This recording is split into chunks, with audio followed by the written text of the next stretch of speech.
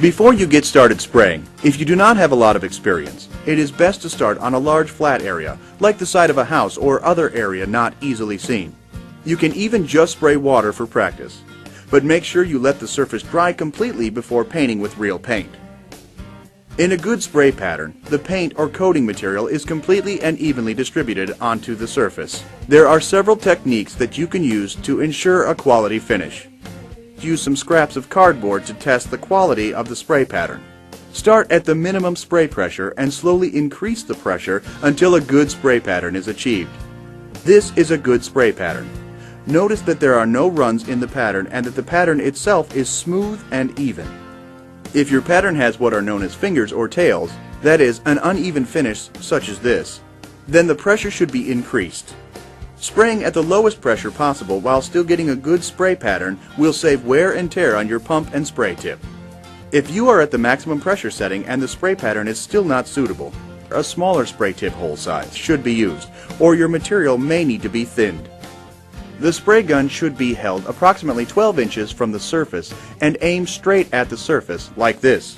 Keep the gun a consistent distance from the surface. Move across the surface in order to keep the gun pointed straight at the surface. Fanning the gun to direct the spray at an angle causes an uneven finish. Flex your wrist at the beginning and end of each stroke to maintain an even coat. Don't spray at an angle. Keep the gun perpendicular to the surface. To practice proper gun positioning without spraying, try moving the gun and holding it perpendicular to the surface only 2 inches from the wall to learn the technique. Notice how at the beginning and end of each stroke you must flex your wrist to keep the gun and tip square to the surface. Move out to 12 inches for further practice. Work in sections only as far as you can comfortably reach. First, spray the outer edges and cut in any corners. Then point the spray tip at the edge of the previous stroke so the spray pattern is actually overlapping the prior stroke by 1/2. Trigger the spray gun after beginning each stroke and release before ending the stroke. Your arm should be moving before and after you trigger the gun. This will prevent blotches of thick coating at the beginning and end of each stroke. To ensure an even amount of paint on the surface, after completing the first stroke, aim the spray gun so the tip points at the edge of the previous stroke, overlapping each stroke by 1/2. When spraying on broad open surfaces such as ceilings and bare walls, the outside edges should be sprayed first. Then the middle can be sprayed more quickly.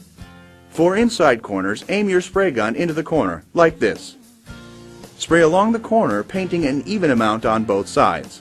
Typically, when painting, it's best to start at the top and work your way down. Begin by spraying any eaves or the underside of overhangs. The direction you spray is determined by the construction.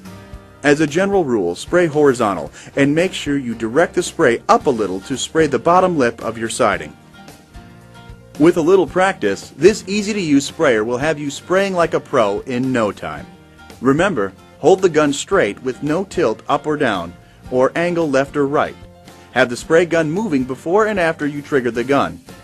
Move at a consistent speed, and when spraying, overlap the prior stroke by 50%. Allow significant time for the paint to dry before removing tape from your trim. This will result in crisp, clean lines.